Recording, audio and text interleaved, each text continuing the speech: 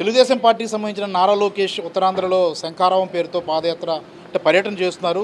ఎలాంటి ప్రభావాన్ని చూపిస్తుంది? దీన్ని వైసీపీ ఏ రకంగా తీసుకుంటుంది? లైట్ తీసుకుంటుందా? అంటే సహజంగానే లోకేష్ పర్యటనలు కానీ లేదంటే అతని ప్రసంగాలను కానీ జనమే లైట్ తీసుకుంటున్న పరిస్థితి కనిపిస్తోంది.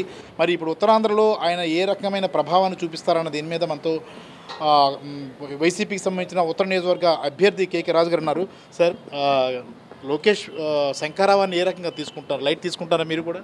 100% యువగలం పేరుతో కుప్పం దగ్గర ఎక్కడో పాదయాత్రను ప్రారంభించి ఆ పాదయాత్రలో లోకేష్ చేసిన అడావుడి సింధులు మనం అందరినీ కూడా చూసాం.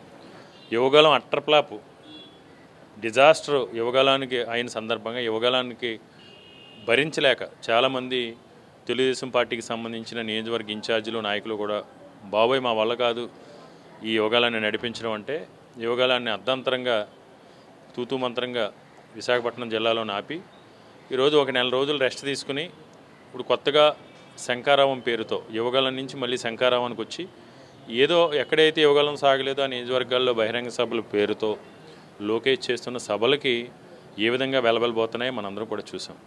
అన్నిటికంటే కూడా ముఖ్యంగా ఈరోజు ఎప్పుడైనా సరే ఒక వ్యక్తికి ఎన్టీ రామారావు గారు ఉంటే ఎన్టీ రామారావు గారు వారసులు 7 కొడుకులు ఉన్నారు. 7 కొడుకులకు సంబంధించిన మనవలు అవుతారు. లోకేష్ చంద్రబాబు నాయుడు విచిత్రంగా ఎన్టీ రామారావు గారు వారసు అని చెప్పుకోవడం పోనీ చెప్పుకున్నా పర్లేదు. అసలు ఎన్టీ రామారావు గారు చనిపోవడానికి కారణం ఎవరు? ఎన్టీ రామారావు గారిని చంపింది ఎవరు? ఎన్టీ రామారావు గారిని వెన్నుపోటు పొడిచి మానసిక క్షోభకు గురి చేసింది ఎవరు? ఈ ప్రజలేం మర్చిపోలేదు, అవన్నీ కూడా తెలుసు. మీరు ఎన్ని ఏదో ఆడలేక మధ్యలో దొరు ఏదో సామి చెప్తారు, ఆ విధంగా ఈరోజు ముఖ్యంగా ప్రసంగాలు కూడా చూసాం. అసభ్య పదజాలం, అసత్యపు ఆరోపణలు, అన్ని అబద్ధాలు. ఇంకా అబద్ధం అబద్ధం అబద్ధం అంటే దానికి నిదర్శనం ఒకప్పుడు చంద్రబాబు నాయుడు అనుకునే వాళ్ళు. చంద్రబాబు నాయుడుకి వారసుడు ఈరోజు అబద్ధానికి, అసత్యాలకి, అవినీతికి చంద్రబాబు నాయుడుకి వారసుడిగా మాత్రం ఈరోజు లోకేష్ శంఖారావం పేరుతో యాత్రలు చేస్తున్నాడు. అన్నిటికంటే కూడా ముఖ్యంగా లోకేష్ గుర్తుపెట్టుకోవాల్సింది, నువ్వు ఎర్ర బుక్కు రెడ్ బుక్ అని బెదిరిస్తే రేపు ఎన్నికల్లో ఓటనే ఆయుధంతో తూటు కింద ప్రజలు మిమ్మల్ని పొడిచి అధపాతాళానికి మీ పార్టీని తొక్కేయబోతున్నారు. ఈరోజు జగన్మోహన్ రెడ్డి గారి స్వచ్ఛమైన మనసుతో శ్వేతపత్రంలా నిజాయితీగా నిష్పక్షపాతంగా అర్హతనే ప్రమాణకంగా తీసుకుని ఆ కులం ఈ కులం ముఖ్యంగా రాజకీయ పార్టీలు కూడా చూడకుండా అర్హతనే ప్రమాణంగా తీసుకుని ఏదో సంక్షేమాన్ని అందించి అభివృద్ధి ఫలాలు అందిస్తూ ఉంటే ప్రజల్ని మభ్యపెట్టి మోసం చేసే కార్యక్రమంలో భాగంగా అధికారులు బెదిరిస్తాడు, రెడ్ బుక్ దొరుకుతాడు, నాయకులను బెదిరిస్తాడు. అసలు నీకేం అధికారం ఉంది? ఒక్కసారి కనీసం పంచాయతీ బోర్డు మెంబర్గా అయినా సరే నువ్వు ఎన్నికల్లో పోటీ చేసి గెలిచావా? నువ్వు పంచాయతీ బోర్డు మెంబర్గా కూడా గెలవని నీకు జగన్మోహన్ రెడ్డి గారు లాంటి ప్రజాదరణ కలిగిన వ్యక్తికి ఒంటరిగా పార్టీని స్థాపించి ఒక సీటుతో మొదలైన ప్రస్థానాన్ని ఈరోజు 86% సీట్లు 51% ఓట్లతో పాటు ఆ పార్టీకి స్థానిక సంస్థల ఎన్నికల్ని ధైర్యంగా నిలిపించి స్థానిక సంస్థ ఎన్నికల్లో 97% ఫలితాలు సాధించిన పార్టీ వైఎస్ఆర్ కాంగ్రెస్ పార్టీ, దాని అధినేత జగన్మోహన్ రెడ్డి గారు. ఈరోజు 75 సంవత్సరాల స్వతంత్ర భారతదేశ చరిత్రలో గతంలో ఏ ముఖ్యమంత్రి కూడా కనీసం ఆలోచన కూడా చేయలేనటువంటి విధంగా విద్యా విధానంలో కానీ, వైద్య రంగంలో కానీ, మహిళా సాధికారత విషయంలో కానీ, పేదవాడి సొంతింటి కళని నిజం చేసే విషయంలో కానీ, సమాజ స్థాపన కోసం ఈరోజు జగన్మోహన్ రెడ్డి గారు తీసుకొచ్చిన అద్భుతమైన కార్యక్రమాలు సత్ఫలితాలు సాధించి పేదరిక నిర్మూలన జరుగుతున్న క్రమంలో నువ్వు మాట్లాడే సొల్లు కవర్లు వినడానికి ఎవరో కూడా ఇక్కడ సిద్ధంగా కూడా లేరు. కాకపోతే మేము హెచ్చరించేది ఏంటంటే ఆ పదజాలం కానీ ఆ బాడీ లాంగ్వేజ్ కానీ మార్చుకోకపోతే మీరే విపరీతమైన పరిణామాలు ప్రజల ఆగ్రహానికి గురవుతారు. కాబట్టి ఎవరు వచ్చినా లోకేష్ లాంటి వాళ్ళు ఎంతమంది వచ్చినా, ఎంతమంది కట్టకట్టుకుని వచ్చినా, ఎంతమంది కలిసి వచ్చినా రేపు మళ్ళీ 2024 ఎన్నికల్లో ప్రజలందరూ కూడా జగన్మోహన్ రెడ్డి గారి పక్షాన ఉన్నారు. వైఎస్ఆర్ కాంగ్రెస్ పార్టీకి ఫ్యాన్ గుర్తుపై ఓటు వేసి అఖండ మెజార్టీతో గెలిపించి మీకు చెంపపెట్టు లాంటి తీర్పునిచ్చి వైఎస్ఆర్ కాంగ్రెస్ పార్టీ అధికారాన్ని కట్టబెట్టి తెలుగుదేశం పార్టీని మళ్ళీ కనుమరుగు చేయబోతున్నారు ప్రజలు. అంటే లోకేష్ మాట్లాడే తెలుగు మనందరికీ తెలుసు.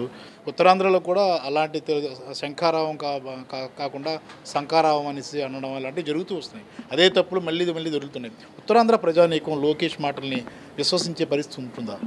ఉత్తరాంధ్ర ద్రోహులు ఎవరైనా ఉన్నారంటే అది తెలుగుదేశం పార్టీ, చంద్రబాబు నాయుడు. ముఖ్యంగా ఉత్తరాంధ్ర ద్రోహి ఎవరైనా ఉన్నారంటే చంద్రబాబు నాయుడు, లోకేష్. నువ్వు పారిశ్రామిక మంత్రిగా ఉండి, ఐటీ మినిస్టర్గా ఉండి ఏ మేరకు ఉత్తరాంధ్ర ప్రాంతాన్ని మీరు ప్రాజెక్టులు తీసుకొచ్చారు? మీరు కేవలం అమరావతి మీద భ్రమతో విశాఖపట్నానికి ఉత్తరాంధ్ర ప్రాంతానికి పెట్టుబడులు పరిశ్రమలు వస్తే అమరావతి అభివృద్ధి కాదు. అమరావతి అభివృద్ధి చెందాలి అంటే ఉత్తరాంధ్ర ప్రాంతానికి వచ్చే పెట్టుబడులను అడ్డుకోవాలి. ఉత్తరాంధ్ర ప్రాంతాన్ని విశాఖపట్నం అభివృద్ధిని అనగదొక్కితే మాత్రమే అమరావతి అభివృద్ధి చెందుతుంది అని ఆలోచన ద్వారంతో మీరు 5 సంవత్సరాలు ప్రజల్ని మభ్యపెట్టి మోసం చేసిన పరిస్థితి వాస్తవం కాదా? మీరు అమరావతి కావాలా, ఉత్తరాంధ్ర ప్రాంతం కావాలా, అభివృద్ధికి సంబంధించి మీరు ప్రజల్ని కన్ఫ్యూజ్ చేసే విధంగా అమరావతి భ్రమలో పడి ఉత్తరాంధ్ర ప్రాంతానికి ద్రోహం చేశారు. ఉత్తరాంధ్ర ప్రాంత ప్రజలు లోకేష్ని కానీ చంద్రబాబు నాయుడు కానీ విశ్వసించే పరిస్థితుల్లో లేరు.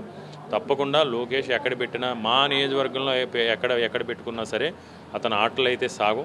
ఆ సొల్లుకౌర్లు ఏదో మభ్యపెట్టి భయపెట్టో లేకపోతే ధన ప్రవాహంతో మీటింగులు చేస్తున్నారు తప్ప ప్రజలు 100% రేపు రాబో ఎన్నికల్లో 3 పార్టీలు కట్టగట్టుకుని వచ్చినా, సింగిల్గా వచ్చినా, ఏ విధంగా వచ్చినా నార్త్ నియోజకవర్గంలో మేము చేసిన 300 కోట్ల రూపాయలు మౌలిక వసతులకు సంబంధించి 7 హాస్పిటల్ నిర్మాణం చేసాం. ప్రతి గవర్నమెంట్ స్కూల్ని కూడా అద్భుతంగా అభివృద్ధి చేసాం. ప్రతి గవర్నమెంట్ స్కూల్ కూడా అద్భుతంగా అభివృద్ధి చేసాం. ఈరోజు రోడ్స్ కావచ్చు, మీ ప్రభుత్వ హయాంలో 58% ఉన్న లబ్ధిదారులను ఈరోజు 73.4% తీసుకొచ్చాం. సుమారు 3,000 కోట్ల రూపాయలు వివిధ సంక్షేమ పథకాల ద్వారా లబ్ధి చేకూర్చాం. 28,000 మందికి ఇళ్ల పట్టాలు ఇచ్చాం. ఈరోజు ఇనార్బిట్ మాల్ తీసుకొచ్చి 15,000 మందికి ఉపాధి కల్పించబోతున్నాం. ఏఎంసీ మాల్ తీసుకొచ్చి 3,000 మందికి ఉపాధి కల్పించబోతున్నాం. కొత్తగా కోట ఏరియాలో 5 కన్వెన్షన్ సెంటర్ శాంక్షన్ అయినాయి. దాని ద్వారా ఈరోజు ఇంకొక 5,000 మందికి ఉపాధి కలగబోతోంది. కాబట్టి నువ్వు ఈ చెప్పే సొల్లు కవులు నార్త్ నియోజకవర్గాలు వినడానికి ఎవరు కూడా సిద్ధంగా లేరు. నువ్వు లోకేష్ ఎంత ఎక్కువ మాట్లాడితే అంత మాకు మంచిది. చూసుకుంటాం కదా, లోకేష్ వ్యాఖ్యల విషయంలో చాలా లైట్ తీసుకుంటుంది వైసీపీ. లోకేష్ ఎంత ఎక్కువ మాట్లాడితే అంత మాకు మంచిదన్న ధీమాలో ఉంది. ఇప్పటికే ఉత్తరాంధ్రలో చాలా ప్రాంతాల్లో పర్యటించి అదే తరహాలో పాత తరహాలోనే లోకేష్ మాట్లాడుతున్న విషయాన్ని మనం చూస్తూ ఉన్నాం. చాలా విమర్శలు అయితే చేస్తున్నారు. ఇవన్నీ కూడా ఉత్తరాంధ్ర ప్రజలు పట్టించుకునే పరిస్థితుల్లో లేరు అన్న భావన అయితే వైసీపీ వర్గాల నుంచి కనిపిస్తుంది.